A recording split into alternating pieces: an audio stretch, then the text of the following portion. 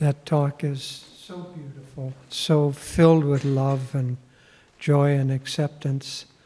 And you know, Master said in there that he lives the life of all of the disciples. And he is living that life. He's living our lives. He's conscious of us. You know,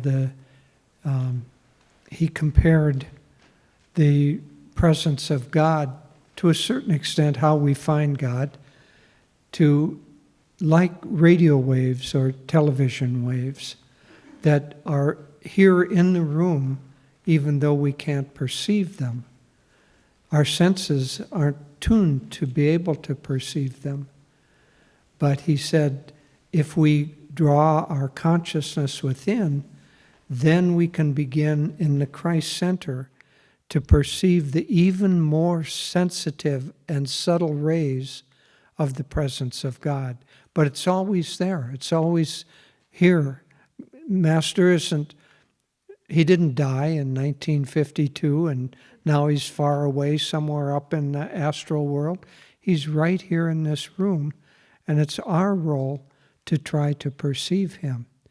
But the more we hold him at a distance, the harder that becomes. Even to think of him kind of in a formal way. I'll share a little personal story.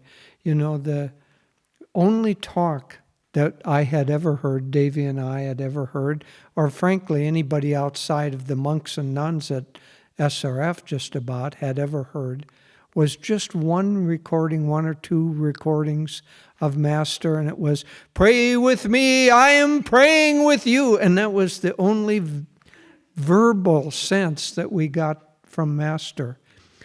When we were in Italy in 1984, just before Swami left, he had gone to Rome, and while we were there, we visited a dear friend of his named Renata Arlini.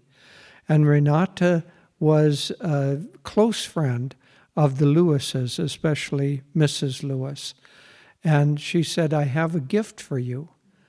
And so as we were parting and we walked back to our hotel, Swami was flying out the next day, but we walked back to our hotel with a little cassette tape. We didn't know what it was. We put it in, and for the first time, we heard Master talk like that, where it was just a loving Father, a loving soul, so filled with the desire to help us and draw us back into union with God. And it was really because of that gift. Then we released it, forcing SRF to release talks. And consequently, now we have these beautiful talks of Master that we can feel him as if he were more our present guru and father, mother, friend, and the one sent by God to draw us back to him. You know, the world is made up always of duality. And I've been reading very recently a talk by Master given in 1943. It's "Where is Jesus Now?" And it's a beautiful, beautiful talk. But he says some things in there that are very interesting. One, he says that Jesus is in flesh and blood with Babaji in the Himalayas. Not on the subtle plane, in flesh and blood in the Himalayas. I don't know that he's in flesh and blood all the time. I doubt it. But that he manifests in flesh and blood, and that together it's their job to send out rays of upliftment and love, and that attractive force that draws those who are in tune back into the light, into the uplifted consciousness of God. And as I said, this was during World War II, and he said that God could stop this war by just stopping it, but that would make God a dictator. And he has given mankind free will to choose to turn toward the light or choose to turn toward the darkness. And the creatures of the night hide from the sun. They run into their dens or their nests or their little holes in the ground, or they run into anger and greed and revenge and negative emotions. But they hide from the light, actively hide from the light. That's because they're attuned to the negative rays that are drawing creation away from the consciousness of God.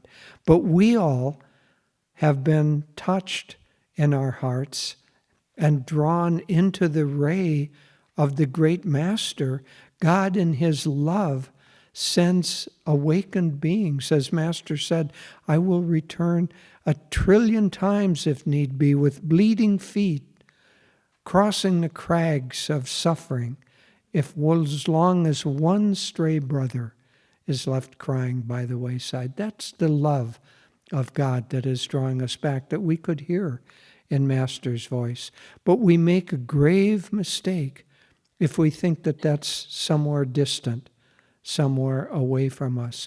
Master right now is dwelling within each of us. He's living our lives through us. He knows our innermost thoughts better than we do. He knows our pluses. He knows our minuses. He said in one talk, he said, every night I go through the consciousness of all my disciples. That means he's going through the consciousness of all of us every night. He says, I see many things. I just ignore that. All of us have flaws. We make mistakes. We have shadow side that we're trying to overcome. But he says, I just ignore that. You could hear him. He's so pleased that we're turning our consciousness toward the light, toward him, and clinging to him. The one thing, really, the path, we did a satsang for, it started out, we were going to do a satsang for Russia this morning. And then Eastern Europe heard about it, and they wanted in. And then the rest of Europe heard about it, and they wanted in too. So we gave a satsang for Russia, Eastern Europe, and European disciples this morning. But I more or less ended my talk by saying that more and more as I've grown more on the spiritual path, and next year will be my 60th year of having met Swami. And so the more I've grown on the spiritual path, the more the spiritual path has become very, very simple. I have to make an effort, and Devi and I are making a greater effort than ever. But the essence of my devotions now is just to cling to Master, to do everything I can to be saturated with his consciousness and to be constantly trying to attune to him. But he said the way to find him is to withdraw from the senses and withdraw from the breath, focus in the spiritual eye until our minds and our breathing become still. And then we will be able to have our intuition and stillness of the mind awakened enough so that we can perceive those very, very subtle vibrations, which is where the great masters dwell. So that's our homework. But he goes through our consciousness every night. He ignores the stuff that isn't tuned to that. And he just looks at, are they making an effort? Are they trying? And then, as you heard, he's very, very pleased with all of us. God bless you.